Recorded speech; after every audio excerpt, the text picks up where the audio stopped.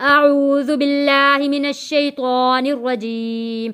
बिस्मिल्लाहिर्रहमानिर्रहीम। अस्सलामु अलैकुम वरहमतुल्लाहि वबरकातुहू। जितने भी मुसलमान बहन भाई तलफ़्फ़ुज़ के साथ कुरान पाक पढ़ना चाहते हैं तो मेरे चैनल पर रोज़ाना का सबक अपलोड किया जाता है, तो आप लोग रोज़ाना का सबक सुन लिया करें तो इंशाअल्लाह आप लोग भी अच्छा सबक पढ़ना सीख पाएंगे। हम लोग पढ़ रहे हैं तख्ती नंबर 14 मश्क तशदीद मा सुकून, यानी को हम तशदीद वाले हर्फ को जज़म वाले हर्फ के साथ मिलाकर पढ़ने की मश्क करेंगे। आज हमारे तख्ती नंबर 14 की आखिरी लाइन है मीम नून ज़ेर मिन। नून साकिन पे गुन्ना अदा करेंगे मिन।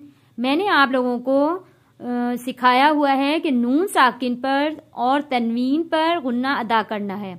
अगर हरूफ हल्की में से जो 6 अल्फाज मैंने सिखाए हुए हैं उनमें से कोई 6 लफ्ज़ों में से कोई लफ्ज़ आ जाएगा नून साकिन या तनवीन के आगे, तब हम गुन्ना अदा नहीं करेंगे।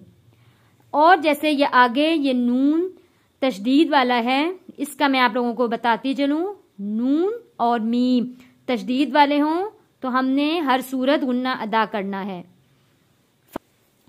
मीम नून ज़ेर मिन, शीन रा ज़बर शर मिन शर, रा लाम ज़ेर रिल मिन शर्रिल, वाव सीन ज़बर वस, वाव हमने होठों को गोल करके अदा करना है वस, मिन शर्रिल वस, वाव अलिफ ज़बर वा, वस्वा अलिफ है, अलिफ से पहले ज़बर हरूफे मद्दा है।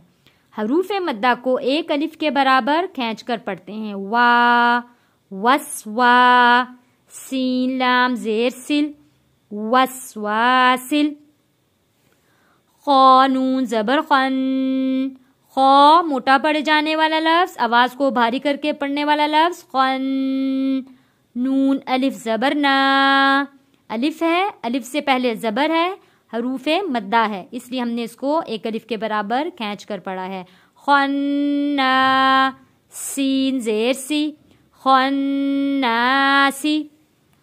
जब हम यहाँ वक्फ करेंगे सीन पे तो सीन का ज़ेर ख़त्म हो जाएगा, यहाँ पे जज़म आ जाएगी। जब भी हम किसी हर्फ को वक्फ करते हैं तो वहाँ पे हरकत ख़त्म हो जाती है, उसकी जगह जज़म आ जाता है। जब जज़म आ जाएगा तो हर्फ साकिन हो जाएगा। आइए मिलके पढ़ते हैं मिन शर्रिल वस्वासिल खन्नास। आज का सबक हमारा पूरा हुआ।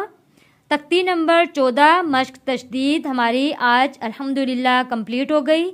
इंशाअल्लाह ताला कल मैं आप लोगों को तख्ती नंबर 15 पढ़ाऊंगी। अपनी दुआओं में याद रखिएगा। अस्सलामु अलैकुम वरहमतुल्लाहि वबरकातुहू।